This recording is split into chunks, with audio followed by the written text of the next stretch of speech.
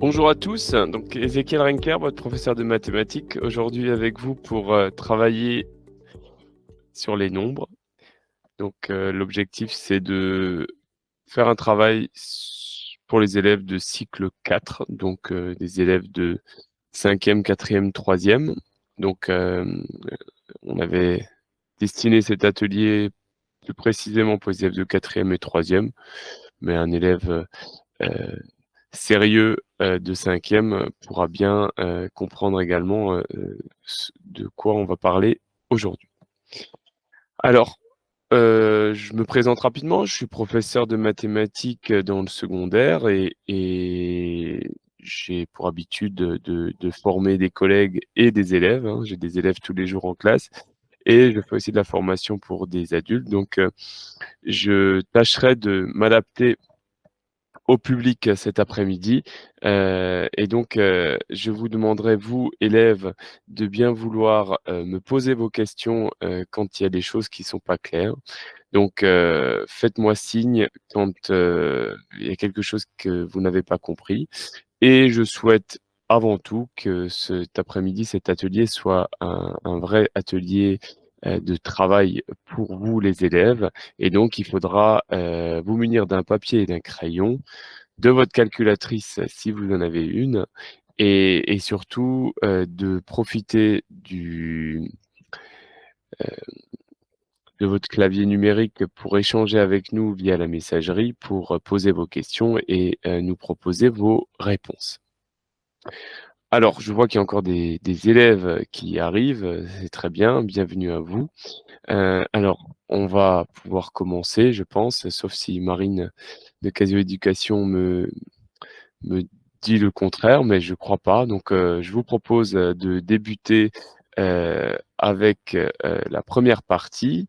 Donc, n'hésitez pas, heu, à nous ressolliciter après cet atelier en nous posant vos questions ou en nous demandant ou en nous incitant à travailler telle ou telle notion, plus tard. Donc Marine récupérera vos doléances et on regardera ensuite si, d'autres ateliers du même type, pourraient être intéressants. Donc il y a déjà un atelier prévu la semaine prochaine, autour du calcul littéral, donc n'hésitez pas à vous inscrire, si vous le souhaitez. Le document support que j'ai préparé pour cet atelier vous sera transmis à l'issue de cet après-midi. Donc, si vous avez bien saisi votre nom et prénom lorsque vous êtes connecté avec, l'outil, de visio, ben, Marine vous transmettra le support, donc, 8 pages que j'ai pu écrire, à votre destination. Donc, on essaiera de traiter cet après-midi, tout ce que j'avais prévu, mais il se peut qu'on n'atteigne pas les dernières pages, c'est pas bien grave. Donc, vous pourrez les découvrir par vous-même et envoyer vos questions s'il y en a, par la suite. Mais on va prendre le temps de traiter, heu, point après point et puis, si on n'arrive pas au bout, on vous pourrez, poursuivre par vous-même. Alors, je lis en même temps les messages, mais qui ne me concernent pas. Donc voilà. Alors, je vous propose de commencer par les nombres décimaux. Alors, qu'est-ce que, pour vous, un nombre décimal? Est-ce que vous sauriez m'écrire dans la messagerie, ce que signifie pour vous un nombre décimal? Parce qu'on dit on va parler des nombres, des décimaux, des fractions, des solutions d'équations et cetera, des réels, des nombres aléatoires. Alors, j'ai commencé petit 1 par les nombres décimaux. Pour vous, c'est quoi un nombre décimal? Allez, soyez bavards, écrivez, vos propositions via la messagerie. Il s'agit d'un nombre chiffre à virgule. Par exemple, 857,5 est un nombre décimal. C'est 857 entiers et 5 dixièmes, par exemple. Oui, donc il y a on va parler de nombres décimaux quand on va pouvoir, écrire ce nombre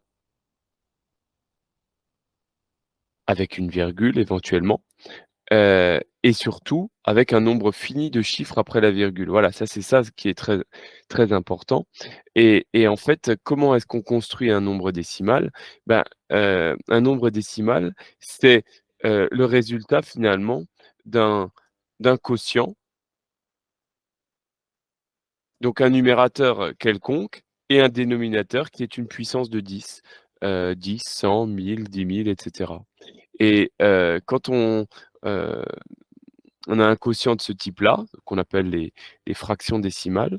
Lorsqu'on effectue, cette division, on obtient un nombre décimal et donc la particularité du nombre décimal, contrairement au nombre irrationnel, que vous connaissez, par exemple, hein, pi est un nombre irrationnel. Heu, Ce nombre irrationnel, on va il pourrait ressembler à un nombre décimal, et écrit comme ça à la calculatrice, mais qu'est-ce qui le différencie, heu, le nombre que je viens d'écrire, là avec la calculatrice, et le nombre que j'avais écrit tout à l'heure qui était un nombre décimal, qu'est-ce qui les diffère ces 2 nombres? Alors oui, un nombre décimal, c'est un nombre qui peut s'écrire sous forme d'une fraction décimale, avec un E à décimale, et de dénominateur 10, 100, 1000, oui. Et pi, que j'ai écrit sous cette forme-là, est-ce que c'est un nombre décimal? Non, mais pourquoi? Qui peut me dire, ce qui différencie ce nombre-là, que je viens d'écrire à un nombre, que je peux écrire, sous forme d'une fraction, décimale comme, 325,89? Alors je vois pas apparaître de solution. Heu, on peut pas l'écrire sous forme fractionnaire. Alors oui, alors, Célia et Monnier, alors je sais pas si c'est la Célia et Monnier que je connais du biathlon, en tout cas j'en serais ravi, ou c'est, un homonyme. Bienvenue à toi. Heu, alors effectivement, pi, c'est un nombre, irrationnel qu'on ne peut pas écrire sous la forme d'une fraction. Et ça n'est pas un nombre décimal, bien que ça y ressemble quand on le regarde, à la calculatrice parce qu'en fait, sa partie, décimale, n'est pas finie. On peut pas l'écrire comme un numérateur, ayant pour une fraction avec un numérateur, avec un nombre fini de chiffres et un dénominateur, une puissance de 10 et c'est ça qui fait que, heu, on parle de nombres, non décimales, hem, pour, pi et surtout irrationnels parce que, heu, on ne peut pas, l'écrire sous forme d'une fraction. Donc c'est ce qu'on appelle les nombres irrationnels. Donc là, on dépasse un petit peu, le cadre des nombres décimaux, mais donc les nombres décimaux, ce sont ces nombres-là, que vous manipulez, depuis votre cours élémentaire et souvent, on a une virgule, mais 78, c'est aussi un nombre décimal. On peut très bien écrire 78 comme 78 sur 1, c'est bien, 1 c'est bien une puissance de 10, 78 c'est bien une puissance de 10. On pourrait très bien l'écrire 10 exposant 0, hein. Hem, donc tous les nombres entiers sont bien sûr des nombres décimaux et n'importe quel nombre on arrivera à écrire avec pour dénominateur une puissance de 10, quel que soit, l'exposant, positif que l'on va mettre, ici, on aura, une fraction décimale et par conséquent un nombre décimal. Donc j'ai mis au hasard, voilà, ça c'est un nombre décimal. Heu, alors il y a c'est 6 zéros, et 1458, ça nous fera un nombre, tout petit, ça sera bien un nombre décimal. Hem Donc l'écriture que j'ai encadrée ici en rouge, c'est ce qu'on appelle donc, la fraction décimale et je vous encourage à utiliser cette écriture-là parce qu'elle va souvent nous simplifier la tâche, pour, exprimer les nombres, pour les comparer ou pour, les simplifier. Alors 857 multiplié par 0,01 par exemple, heu heu, on aura, un résultat, décimal. 0,01, on reconnaît que c'est un centième et donc multiplié par un centième revient à diviser par 100. Donc cette écriture-là, on pourrait donc finalement l'écrire, sous forme de fraction, divisé par 100 et donc on obtiendrait, le nombre 8,575, en opérant cette division par 100. Donc une règle que l'on avait, écrite, en 6e, c'est-à-dire multiplier un nombre décimal par 10, 100 ou 1000. Ben, lorsque je multiplie un nombre décimal par 10 000, je décale la virgule de 4 rangs. Le nombre devient plus grand. Donc ça, c'est à retenir. Multiplier un nombre décimal par 0,1, 0,01 ou 0,01, qu'est-ce que ça a comme conséquence? Bah, lorsque je multiplie un nombre décimal par, 0,00001, il y a 5 zéros là, hein. Je décale la virgule de 5 rangs, le nombre devient plus petit, donc on décale la virgule, heu, par la gauche. Donc ça, c'est des petits rappels de ce que vous avez vu en classe de 6e. Alors un exemple de la vie quotidienne, on va essayer de à chaque fois de se raccrocher à des cas concrets. Imaginons que François consomme 12,85 kWh, par an de gaz ou d'énergie. Quelle est sa consommation annuelle exprimée en watts-heure? Alors, le kilowattheure, donc c'est quand on a un petit K devant l'unité, signifie 1000 watts-heure. Donc, 12,85 kWh, c'est 12,85 fois 1000. Autrement dit, le nombre décimal 12,85 qu'on multiplie par 1000, on obtient le nombre 12 850 watts-heure. Donc François consomme 12 850 watts-heure par an.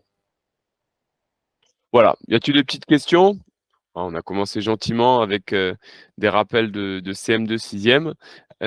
Donc si c'est pas clair, vous me faites signe et ben, on essaiera d'éclaircir tout ça. Je peux passer à la suite? OK. Alors, je vais pas vous montrer le visuel suivant, sinon vous allez, peut-être, lire ma réponse. Je vais vous poser la question. En 6e, on vous a annoncé, une nouvelle, sorte de nombre, qu'on appelle les fractions, et on vous les a introduites certainement en disant, s quel est le nombre qui multiplié par 7 donne 12? Quel est le nombre qui multiplié par 7 donne 12? Alors quel est ce nombre? Alors je vous ai soufflé un petit peu la réponse. J'ai dit que c'était une fraction. Alors quelle est cette fraction? Quel est ce nombre qui multiplié par 7 donne 12? Alors j'attends vos retours, dans la messagerie. 12/7. Oui, très bien, en effet. Heu, Quel est le nombre qui multiplié par 7 donne 12? Alors si on écrit 12/7, on peut vérifier à la calculatrice que 7 multiplié par 12/7 donne bien 12. Donc le nombre multiplié par 7 qui donne 12, c'est 12/7 ou 12 divisé par 7. Donc c'était mon point petit 2, les fractions. Donc le nombre qui multiplié par A donne B est égal à B sur A. C'est, la propriété à retenir, heu et c'est aussi la définition de la fraction B sur A. B sur A est le nombre qui multiplié par A donne B. Alors, dans la vie quotidienne, à quoi ça peut servir? Bah, si je vous dis que le prix de cette revue est de 12 €, quel va être le prix unitaire d'une de ces revues? Ben, on va le trouver en calculant 12/7 d'euros. Donc si 7 revues coûtent 12 €, une revue coûtera 12/7 d'euros. Alors 12/7 d'euros, ça représente, quel nombre décimal? Ça représente environ 1,71. Donc si 7 revues coûtent 12 €, chaque revue coûte environ 1,71 €.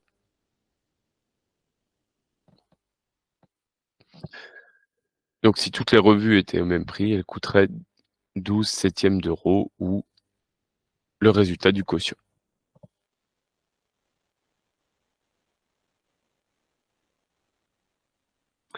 Alors, ce 12/7, alors j'ai un petit peu, déjà, heu, soufflé peut-être la réponse. 12/7, est-ce que selon vous, hem, on peut l'écrire sous forme d'une écriture décimale? Donc je vous rappelle, une écriture décimale, c'est arriver à écrire ce nombre-là avec un dénominateur qui serait 10, 100, 1000, enfin une puissance de 10.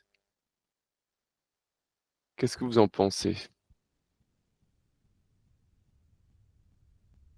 Non, je ne pense pas, dit Jonathan. Pourquoi tu penses pas que l'on puisse écrire ce nombre, sous forme d'une puissance de 10?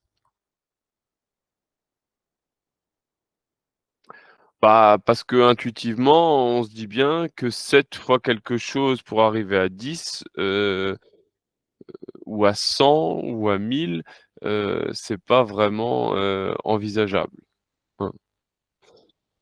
Et effectivement, quand on va observer de plus près le nombre 12/7, et donc quand on va poser la division 12 divisé par 7, on va se rendre compte que, il y a une périodicité dans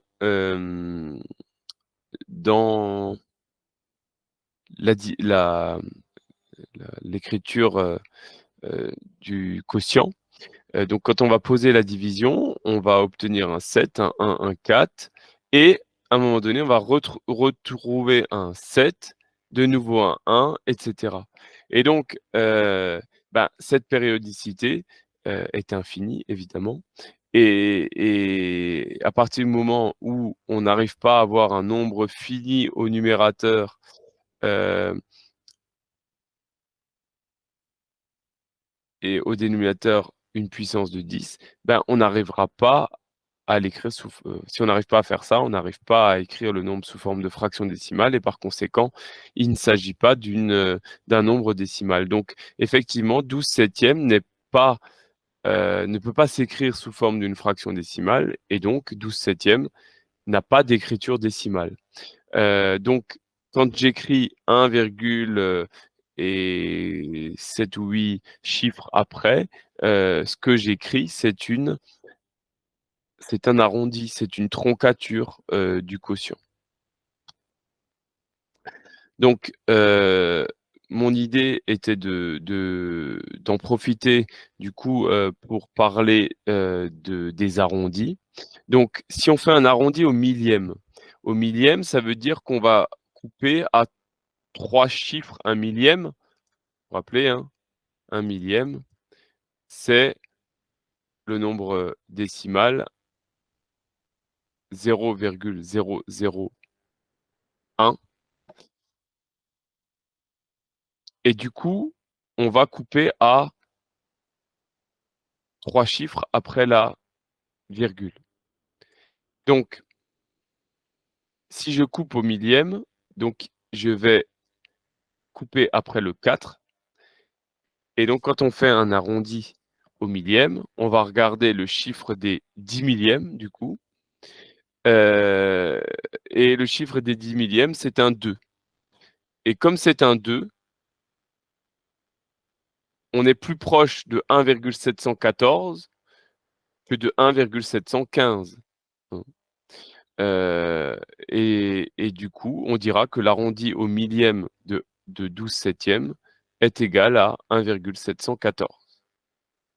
Par contre, si je coupe au à l'unité, par exemple, c'est ce que j'ai proposé dans mon document support, si je coupe à l'unité, Je vais regarder le chiffre des dixièmes, c'est un 7 et du coup, ben, on va être plus proche de 2 que de 1, hein.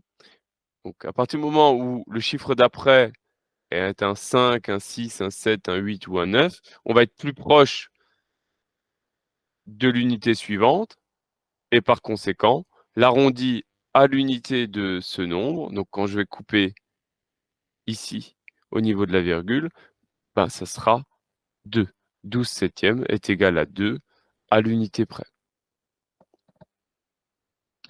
Alors, à pas confondre avec, la troncature.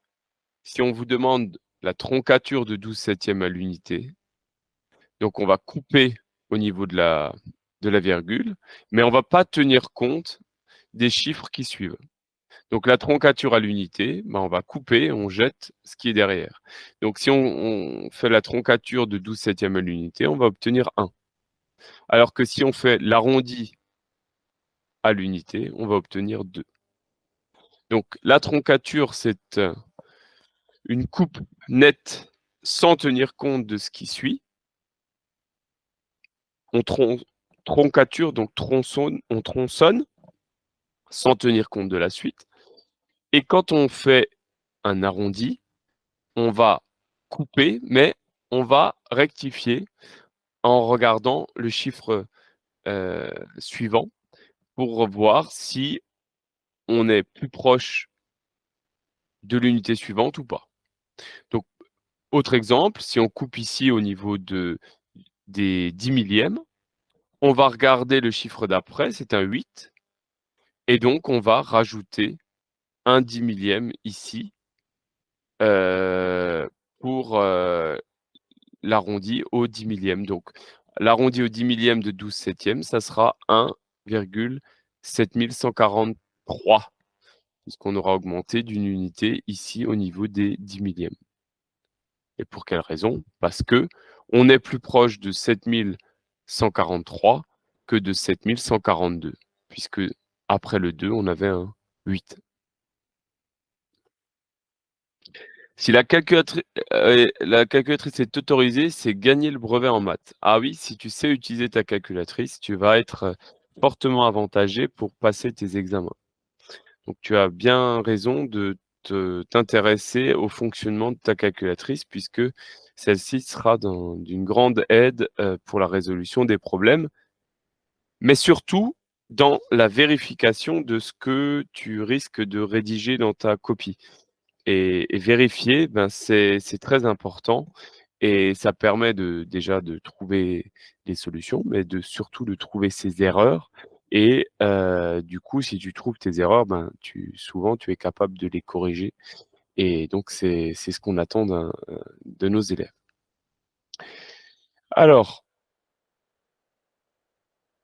par exemple, quand on dit que la revue, coûtait 12/7 on dira, qu'elle va coûter environ 1,71 €. Pourquoi? Parce que, pour, les euros, on a des centimes, on a des des 10 centimes, des 50 centimes, donc on a mais on n'a pas des millièmes d'euros, hein. On a des centièmes d'euros, ce qu'on appelle des centimes, hein, ou des cents. Donc les centièmes d'euros, ce sont les cents et les dixièmes d'euros, ce sont par exemple les pièces de 20 cents ou le 50 cents. Donc si on a une revue qui coûte 12/7 on va, écrire, 12/7 et récupérer l'arrondi au centième de sa valeur et donc on va trouver 1,71 puisque le chiffre d'après, le chiffre des centièmes est un 4 et donc on dira que la revue coûte 1,71 € ou 1,71 € environ évidemment puisque la valeur exacte, n'est pas atteignable.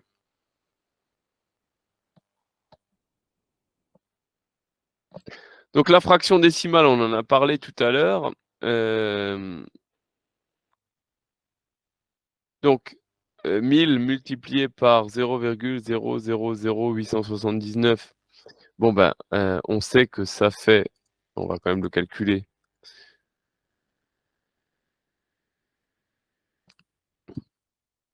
J'espère que vous voyez bien mon émulateur. Oups, je voulais écrire 79. Donc 1000 fois ce nombre, on obtient 879 sur 1000 et bah, c'est ce qu'on appelle une fraction décimale. On peut obtenir son écriture décimale en utilisant ici la touche, qui permet de passer de l'écriture fractionnaire à l'écriture décimale, D comme décimale et donc on a le 0,79 qui apparaît. Donc tout nombre décimal peut s'écrire sous la forme d'une fraction décimale. Donc dès qu'on a un nombre décimal comme 0,879, on peut l'écrire sous la forme d'une fraction décimale, c'est-à-dire une fraction avec comme dénominateur 10, 100 ou 1000. Mais attention, toute fraction ne peut pas s'écrire sous la forme d'une fraction décimale. C'est ce qu'on a vu tout à l'heure avec 12 septièmes, qui ne peut pas s'écrire sous forme de fraction décimale. Pourquoi? Parce que 12 septièmes n'est pas un nombre décimal. Contrairement à 0,879, qui est un nombre décimal, et par conséquent, il peut s'écrire sous forme de fraction décimale. Alors, 4 cinquièmes, est-ce que c'est un nombre décimal? Je vous laisse réfléchir. Qu'est-ce que vous en pensez? 4 cinquièmes, est-ce que selon vous, c'est un nombre décimal? Alors oui, c'est une réponse, mais c'est pas une justification. Alors, qu'est-ce qui justifierait, ce oui? Oui, alors 4 cinquièmes, ça s'écrit 8 dixièmes, hein, c'est la même chose que 8 dixièmes et tu as raison, puisque si je multiplie au numérateur et au dénominateur par 2, j'obtiens une fraction décimale et si j'ai une fraction décimale, c'est que, ben, il s'agit d'un nombre décimal. Donc si je tape 4 cinquièmes, l'écriture décimale, c'est 0,8 et c'est dû à ce que nous explique Jonathan. 4 cinquièmes, c'est égal à 8 dixièmes et donc 8 dixièmes est une fraction décimale, donc 4 cinquièmes est une fraction décimale. Donc 4 cinquièmes, alors certains d'entre vous connaissent ce résultat par cœur, 4 cinquièmes ça vaut 0,8, mais on n'est peut-être pas obligé d'apprendre ça par cœur puisque 4 cinquièmes, on peut facilement le convertir en une écriture décimale, hein, écrire l'égalité 4 cinquièmes égale quelque chose sur 10 et donc on trouve rapidement que c'est 8 sur 10 et bah, quand on a un nombre sous forme d'écriture décimale, on obtient très facilement son écriture décimale. Imaginons, si je vous dis que 4 cinquièmes de la population française pratique une, activité sportive régulière. À quel pourcentage de la population est-ce que ça correspond? Donc si je vous dis que 4 cinquièmes de la population française pratique une activité sportive régulière, effectivement, ça correspond à 80. Alors d'où vient ce 80? Tout simplement, heu une fois qu'on a 0,8, on peut se dire que 0,8 ça correspond à 80 divisé par 100 et 80 divisé par 100, c'est également, le nombre 80. Donc effectivement, 80 de la population française pratique une, activité sportive régulière. Très bien. Ensuite, le prochain point que je voulais traiter avec vous, c'est, la, simplification d'une fraction. Quand on vous donne ou quand vous écrivez un résultat sous forme de fraction, ce qu'on attend de vous, c'est que le résultat, cette fraction, soit simplifié. Donc, j'ai pris l'exemple de 312 sur 248.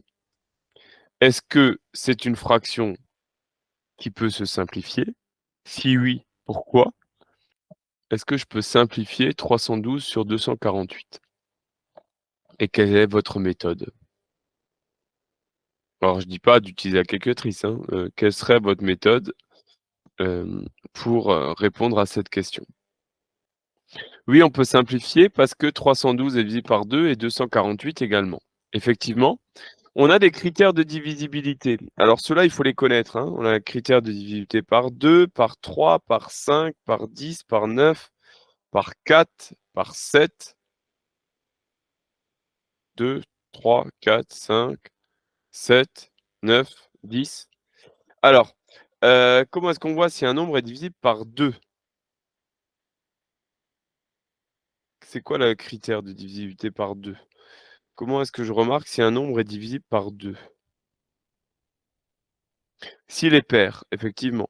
Donc, 312 est pair puisque le dernier chiffre est pair, hein, son chiffre des unités est pair, c'est exactement ça. 248 est divisé par 2 parce que son chiffre des unités est pair. Comment est-ce que je vois si un nombre est divisible par 3? Est-ce que 312 est divisible par 3? Est-ce que 248 est divisible par 3? Très bien, Jonathan. Effectivement, un nombre est divisible par 3.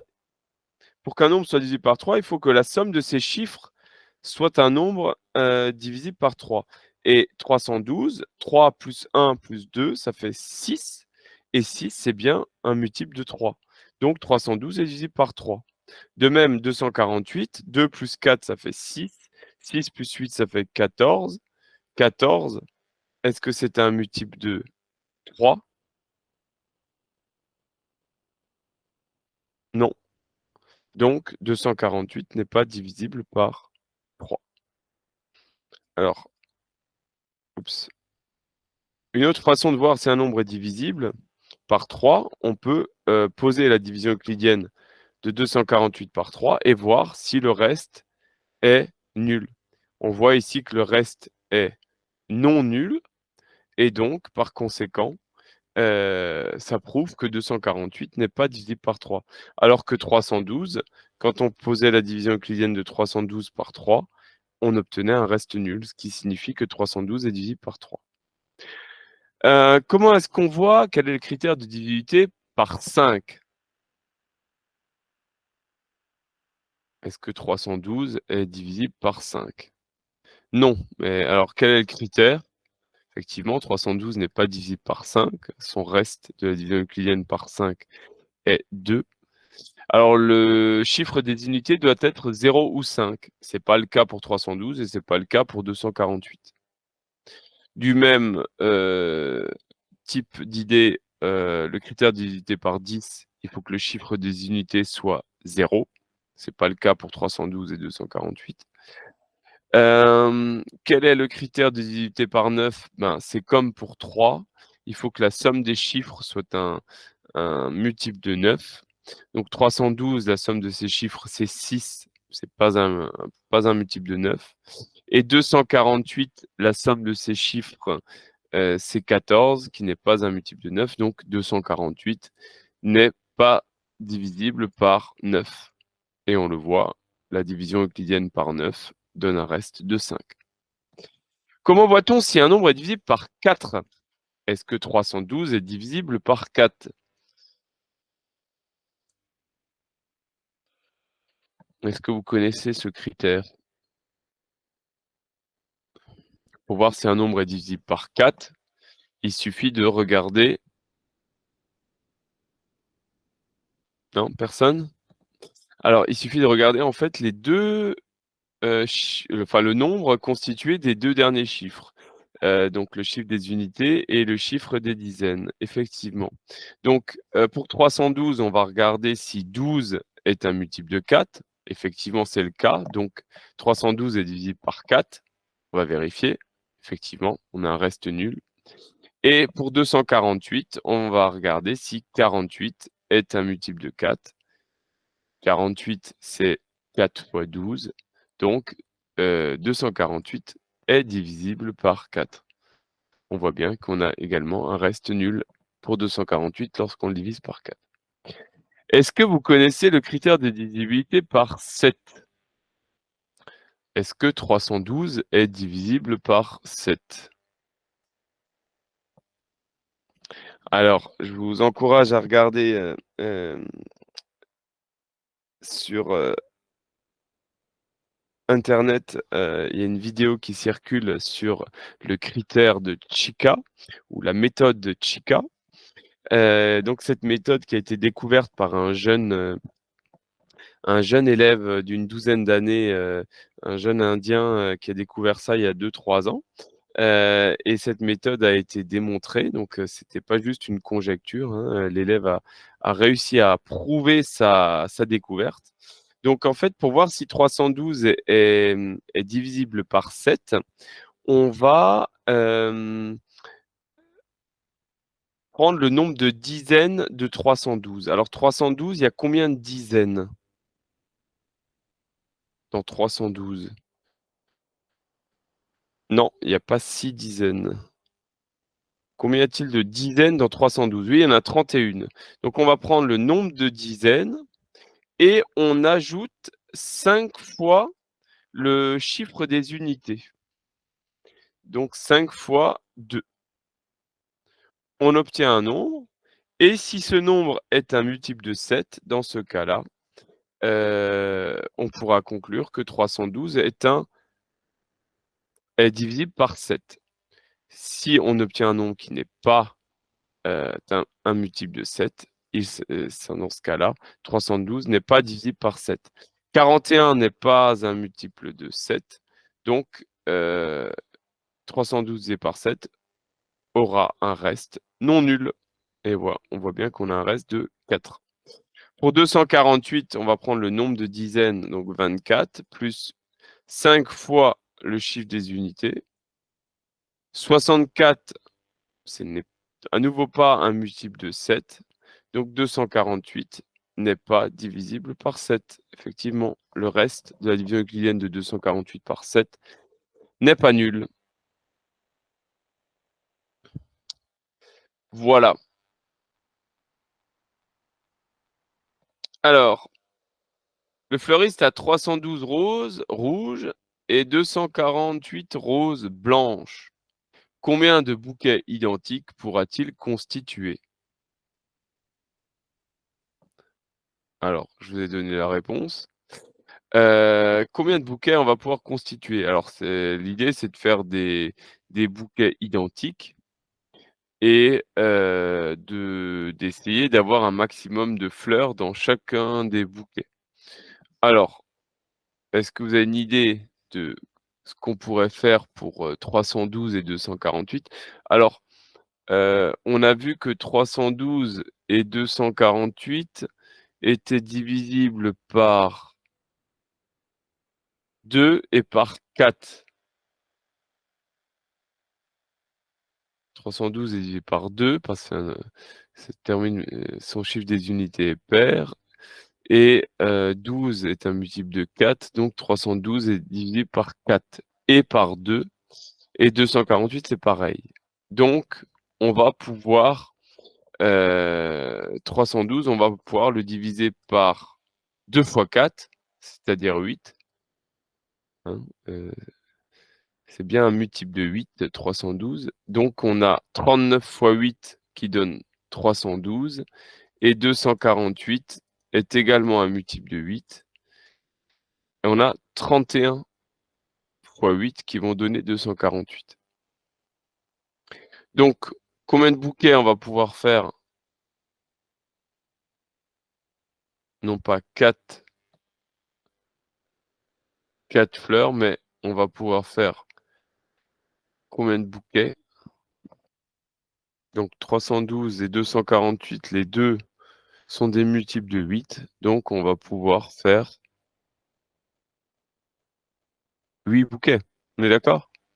8 fois 39 donne 312 et 8 fois 31 donne 248. Donc on aura 8 bouquets de 39 rouges et 8 bouquets avec 31 roses blanches. Et comme ça, on aura distribué la totalité des fleurs. Vous me dites, hein, si je vais trop vite. Donc, autre, type de manipulation de nombres, les additions de fractions. Donc ça, en quatrième, il faut vraiment que ce soit maîtrisé. additionner, 2 fractions, comme par exemple 3/5 plus 7/12, c'est quelque chose qu'il faut absolument maîtriser. Alors, vous allez pouvoir vous entraîner autant que vous voulez puisque votre calculatrice sait calculer ce type de somme et vous donne le résultat sous forme d'une fraction simplifiée.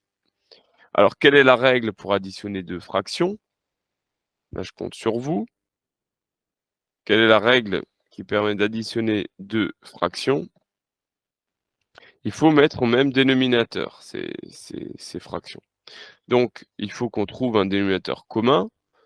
Le dénominateur commun qui saute aux yeux pour, 5 et 12, c'est le plus petit multiple commun à 5 et 12, ça va être 60. D'ailleurs, votre machine à calculer, vous permet de trouver quel est le plus petit multiple commun à 5 et à 12 en tapant PPCM, plus petit commun multiple, de 2 nombres. Ouais, je crois que j'ai mis des parenthèses en trop. Ouais.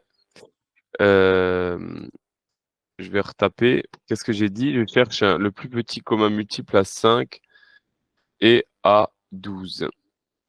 Il s'agit de 60. Donc, je vais pouvoir mettre 3/5 avec comme dénominateur 60.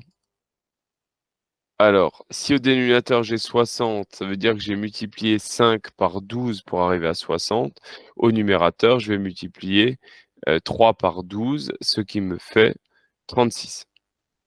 Donc 5/12, je vais pouvoir le remplacer par 36 sur 60 et 7/12, je vais pouvoir le remplacer par, on a dit 60 comme dénominateur, donc j'ai multiplié 12 par 5 pour arriver à 60, je vais multiplier 7 par 5 pour arriver à 35. Donc, je vous ai mis ici là, le détail. Donc on a 36 sur 60 plus 35 sur 60. Donc 36 soixantièmes plus 35 soixantièmes, ça va nous faire des soixantièmes, hein. Si on le dit à l'oral, on entend bien que 36 soixantièmes plus 35 soixantièmes, bah, ça va nous donner des soixantièmes et donc 36 plus 35, on ajoute les numérateurs, on trouve 71 et le dénominateur ne change pas puisque, ce sont des soixantièmes que l'on ajoute. On obtient donc des soixantièmes à la fin. Donc 71 soixantièmes. On se pose la question: «Est-ce que je peux simplifier cette fraction?» Alors heu, comment est-ce qu'on peut voir si on peut simplifier cette fraction? Il y a 2 différentes, méthodes. Heu, En quatrième et troisième, vous allez voir que l'on peut, utiliser ce qu'on appelle la méthode de décomposition en produit de facteurs premiers, pour, décomposer le nombre au numérateur et le nombre au dénominateur et ainsi trouver les facteurs ou les facteurs communs. Alors 71, il se décompose comment? Donc, vous avez un outil sur la calculatrice qui permet de décomposer un nombre, ça s'appelle décomp et là on voit que, décomp n'arrive pas à le décomposer et donc ça veut simplement dire que 71 c'est ce qu'on appelle un nombre premier qui n'a pas d'autre, diviseur que 1 et lui-même. Donc 71, on va pas pouvoir le décomposer. 60 par contre, c'est un nombre, qu'on va pouvoir décomposer et il pourrait s'écrire 2 fois 2 fois 3 fois 5 et du coup, on n'aurait aucun facteur commun à 71 et à 60, donc on ne pourra pas simplifier cette fraction. Donc un petit problème de la vie quotidienne, autour de ça, si Laurent achète une demi-tarte au citron et 2/3 d'une autre tarte, de la même taille aux abricots, quelle fraction de tarte aura-t-il finalement acheté? Donc s'il achète une demi-tarte au citron, donc on a une demi-tarte et ensuite il achète 2/3 d'une autre tarte, on va, faire la somme de ces 2 fractions pour, savoir quelle fraction de tarte aura-t-il acheté finalement? À condition bien sûr que les 2 tartes soient de même dimension. Donc là, pour calculer un demi plus 2/3, on va, utiliser la même, technique que tout à l'heure. On va mettre au même dénominateur. Donc le dénominateur commun, c'est 6. Donc là, on aura 3/6 plus 4/6, ce qui nous fait 7/6. Bravo Jonathan. Donc, il a mangé 7/6 de tarte. Qu'est-ce que ça signifie? 7/6 de tarte. Alors, il doit pas y avoir d'élèves anglo-saxons dans le dans l'auditoire. Parce que si vous étiez, d'origine anglo-saxonne, 7/6, vous l'écririez pas, de cette façon-là et vous l'écririez comme ça. Donc, c'est l'écriture qui est là en jaune, A plus B sur C. C'est ce qu'on appelle l'écriture anglo-saxonne. Et en fait, le 7/6 s'écrit 1 plus 1/6. Effectivement, 1 plus 1/6, c'est 6/6 plus 1/6, ça vaut bien 7/6. Donc les anglo-saxons, eux, n'écrivent pas 7/6, mais ils vont le décomposer en combien de tartes entières et un certain nombre de fractions de tarte. Donc là, on a une tarte entière et 1/6 de tarte. Exactement, Jonathan. Et donc j'aime bien cette écriture anglo-saxonne parce qu'elle permet de mieux comprendre ce que signifie, par exemple, 32 septièmes. 32 septièmes, écrit comme ça, on ne sait pas trop ce que ça signifie.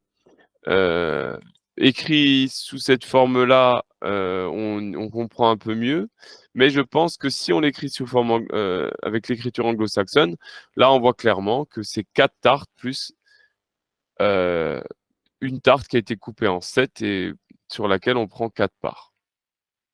Donc l'écriture anglo-saxonne peut être intéressante pour,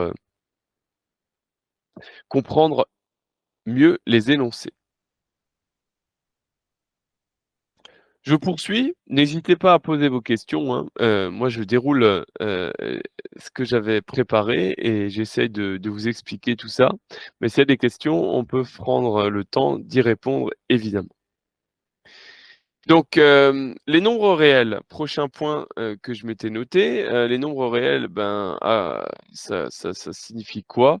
Bah, si je vous demande de résoudre 3 fois x égale 5, vous allez me dire, je cherche un nombre qui multiplié par 3 donne 5. Ben, x, ça doit être 5/3. OK. Et 5/3, est-ce qu'il a une écriture décimale?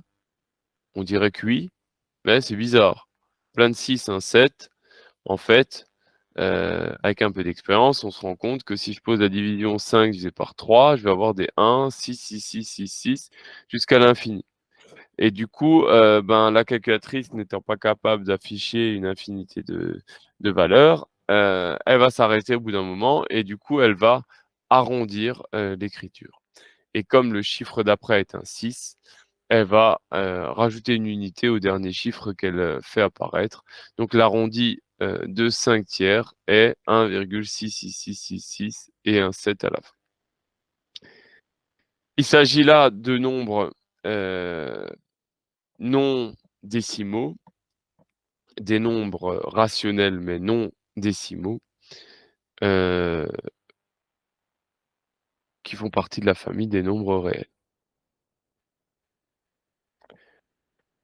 Donc par exemple, donner, le périmètre d'un disque,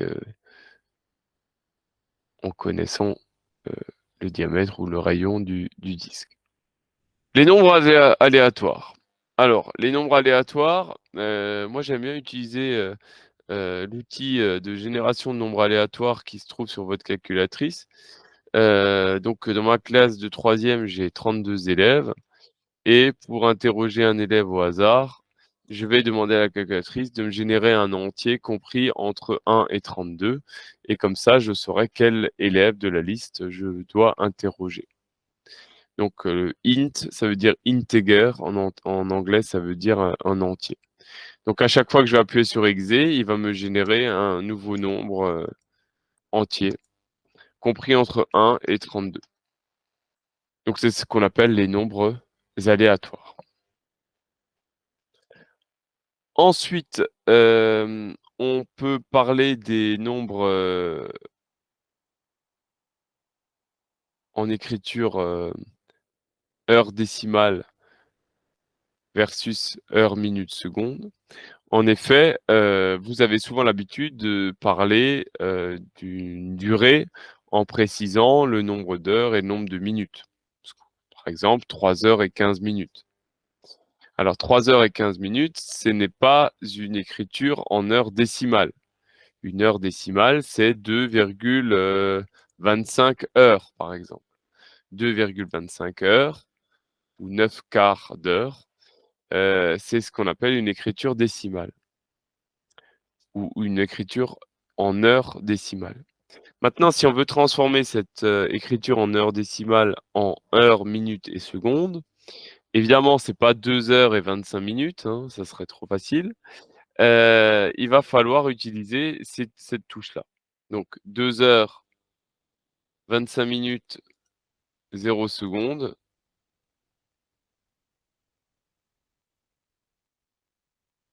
c'est le nombre 2,41 et pas 2,25, hein.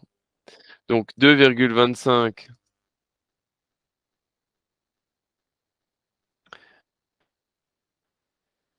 on pourra également le convertir en, heu, heures, minutes, secondes en appuyant sur, la touche correspondante. Donc 2,25 heures décimales, donc ça veut dire 2 heures et 0,25 heures, c'est 2 heures et 15 minutes. Donc si je veux écrire 3 heures et 15 minutes, 0 secondes, j'appuie sur la touche heure, minute, seconde et on me dit c'est 3,25 heures en heure décimale ou 3 heures et 15 minutes en heure, minute, seconde. Donc ça, c'est quelque chose que je vous encourage à manipuler puisque en quatrième, vous avez souvent des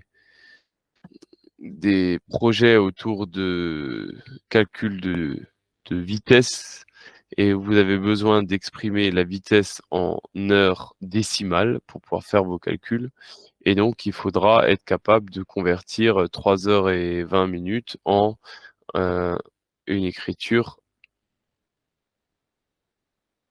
décimale.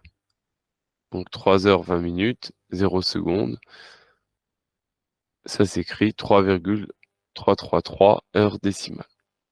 On arrive au numéro 10, les nombres relatifs. Alors les nombres relatifs, c'est quelque chose que vous avez travaillé, déjà en 5e. Donc en 4e, on va reprendre un petit peu l'addition et la soustraction. Donc ajouter 2 nombres relatifs, on a des règles pour cela. Soustraire 2 nombres relatifs, on n'a pas de règle. Par contre, ce qu'on sait, c'est que soustraire un nombre revient à ajouter son opposé. Donc soustraire, hem,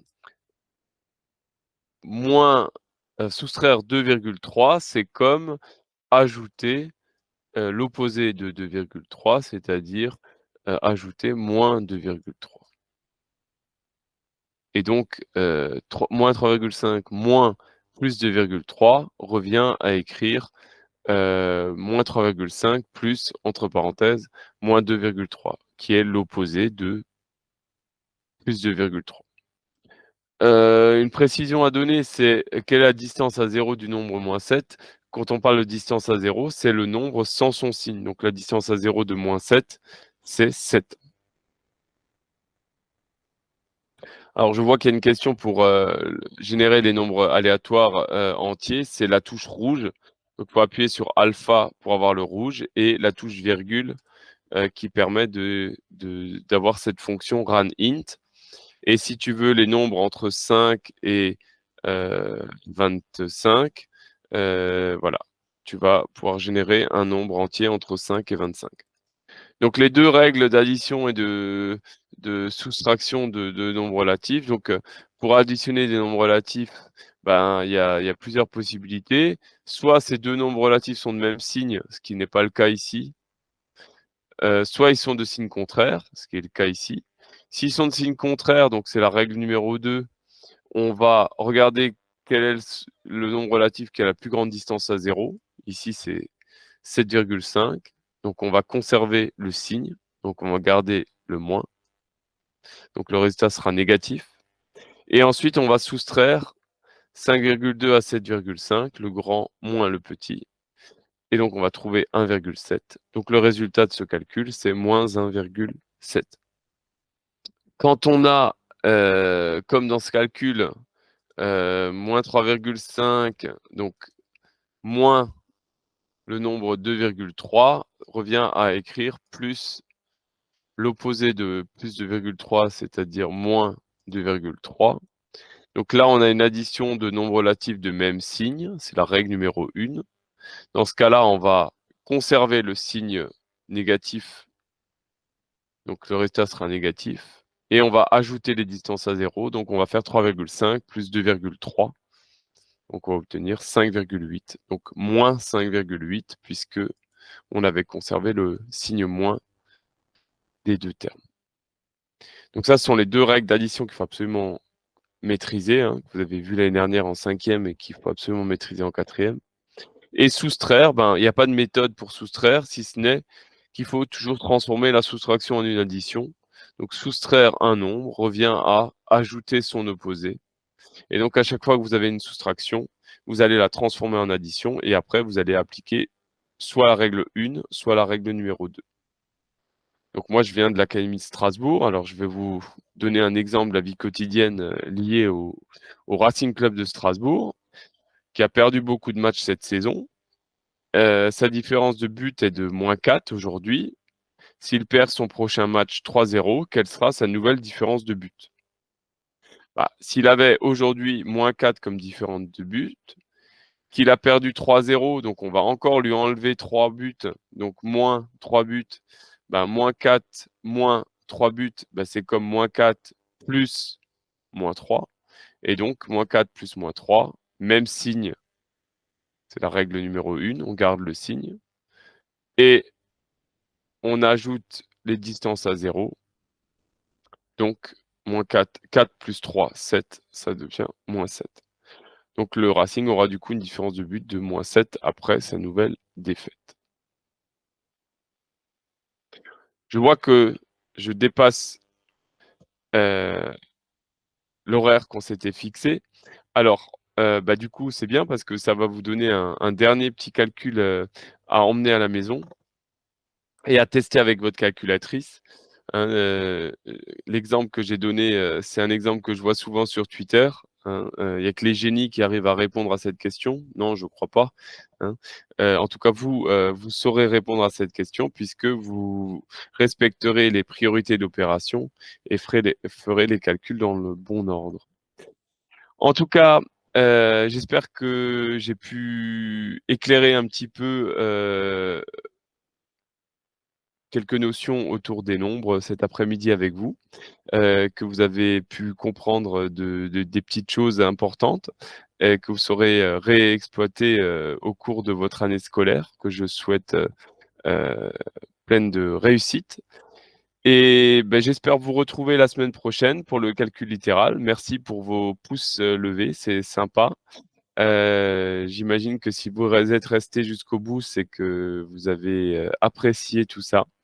Donc, n'hésitez pas à revenir la semaine prochaine pour du calcul littéral et puis n'hésitez pas à inviter vos amis à nous rejoindre pour, heu, un atelier, sympathique et où j'espère qu'on pourra échanger à nouveau ensemble. Merci beaucoup, bon après-midi et puis à très bientôt.